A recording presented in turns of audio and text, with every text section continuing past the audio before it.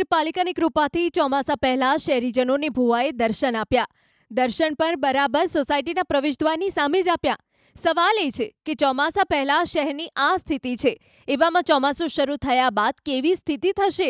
દ્રશ્યો શહેરના વસ્ત્રાલના છે, જ્યાં આશીર્વાદ ડ્રીમ સોસાયટીના પ્રવેશદ્વાર સામે મોટો ભૂવો પડ્યો. સ્થાનિકોનું કહેવું છે કે 1 મહિના પહેલા જ અહીં નવો રોડ બનાવાયો છે, પરંતુ હવે ભૂવો પડતા બેરિકેડિંગ કરવાનો વારો આવ્યો છે.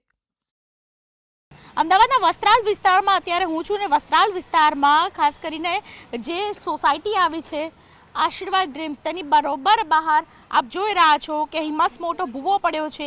1 મહિના પહેલાં ખાસ કરીને આ રોડનું સમારકામ કરવામાં આવ્યું હતું, પરંતુ અહીં હાલત એવી થઈ ગઈ છે કે લોકો પરેશાન થતા જોવા મળી રહ્યા છે. ભૂવાને કારણે લોકો પરેશાન છે અને આપ જોઈ રહ્યા છો કે સોસાયટીની બહાર જ આ પ્રકારે ભૂવો પડતા લોકોમાં ડરનો માહોલ પણ જોવા મળી રહ્યો છે. કાકા, કેટલા સમયથી તમે અહીંયા રહો છો? હું 13 વર્ષથી રહું. 13 વર્ષથી રહો છો. શું કહેશો, આ ભૂવો પડ્યો ક્યારે પડ્યો અને કેવી પરિસ્થિતિ છે? ગઈકાલે સવારે 9 વાગે આમ જતો હતો ત્યારે જ આ ભૂવો પડે. મારી સ્કૂટી પણ અંદર થોડી જતી રહી, પણ આમ પછી તરત આમ આગળ જતો રહે, પણ એ પછી તરત જ ભૂવો પડી ગયો અહીં આગળ. એવી પરિસ્થિતિ છે જી. અને જે ભૂવો પડ્યો તેને કારણે અત્યારે સોસાયટીમાં કેવો માહોલ છે? કારણ કે અડધી રાત્રે બી અહીંથી પસાર થવાનું હોય. અહીંથી આ વચ્ચેનો રસ્તો બધો બંધ થઈ ગયો છે અને બધા લોકો આમ ગોળ ફરીને તકલીફમાં જ આમ જઈ શકે છે. હજુ તો ચોમાસાની શરૂઆત જ નથી થઈ, ત્યાં આ પ્રકારનો ભૂવો.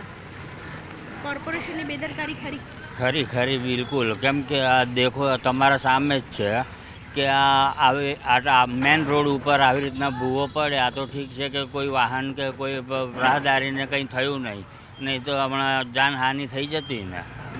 અને તમે કોને જવાબદાર કરો છો? કારણ કે આ રીતે કેટલા મહિના પહેલા આ કામ થયું હતું અથવા પહેલા થઈ ચૂક્યું છે? ના, આવું તો આ ફર્સ્ટ ટાઈમ જ આવી રીતના થયું છે. પણ આ રોડ તો બને લગભગ 3 વર્ષ જેવું થઈ ગયું. ત્યાં સુધી હજી કશું થયું નહોતું, પણ આ ફર્સ્ટ ટાઈમ કેવી રીતના થયું ખબર નહીં. આ ગટર લાઈન છે, મને લાગે છે એ બંધ હતી, પણ એમાં ક્યાંકથી પાણી આવ્યું ને એના લીધે આ બધું થયું છે.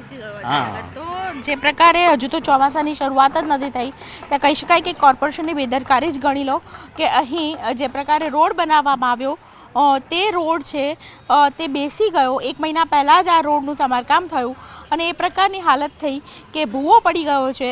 લોકો પરેશાન છે કારણ કે આ જે પાણી છે તેની દુર્ગંધ પણ એટલી છે કે તેને કારણે અહીં સ્થાનિક રહીશો છે તે બહુ પરેશાન થતા જોવા મળી રહ્યા છે. કેમેરા પર્સન પંકજ મકવાણા સાથે દીપિકા કુમાર, ન્યૂઝ 18 ગુજરાતી, અમદાવાદ.